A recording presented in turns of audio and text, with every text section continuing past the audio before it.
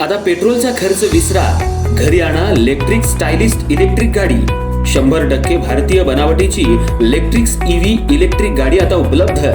5 वर्षांची वॉरंटी, आकर्षक कलर्स आणि स्पोर्ट्स डिझाइन। एकदा चार्ज करा आणि 100 ते 140 किलोमीटर पर्यंत रेंज। अत्याधुनिक सर्व्हिस सुविधा, लोन सुविधा सुद्धा उपलब्ध।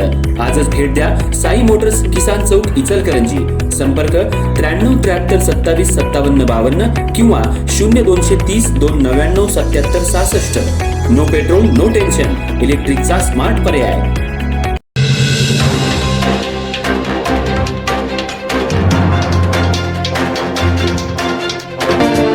भर पावसात जलजीवन मिशनची पाईपलाईन।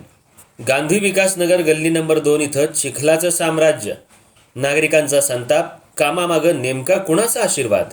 इचलकरंजी शहरालगत असलेल्या गांधी विकास गल्ली नंबर 2 मध्ये जलजीवन मिशन अंतर्गत मुख्य पाणी पुरवठा पाईपलाईन टाकण्याचं काम थेट भर पावसात सुरू करण्यात आल्यानं नागरिकांचा संताप अनावर झालाय। रस्ते खोदून ठेवल्यामुळे संपूर्ण परिसरात चिखलाचं साम्राज्य पसरलं असून नागरिकांना ये-जा करताना मोठी कसरत करावी लागते। विशेषतः शालेय विद्यार्थी, महिला आणि ज्येष्ठ नागरिकांना याचा मोठा फटका बसतोय। शासनाच्या नियमानुसार अशा प्रकारची खोदाईची कामं पावसाळा सुरू होण्यापूर्वी म्हणजे मे महिना अखेर पूर्ण करणं अपेक्षित असतं।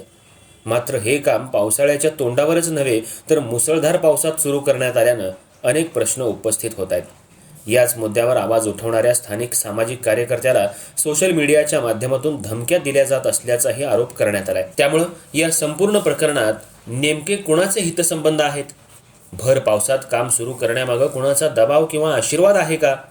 मक्तेदार आणि संबंधित यंत्रणांनी नियमांना हरताळ फासून हे काम का सुरू केलं, असे अनेक सवाल नागरिक उपस्थित करतायत। हे काम भर पावसात केल्यामुळे संताप व्यक्त होऊ लागलाय, तर हे काम करण्याच्या पाठीमागचा हेतू काय?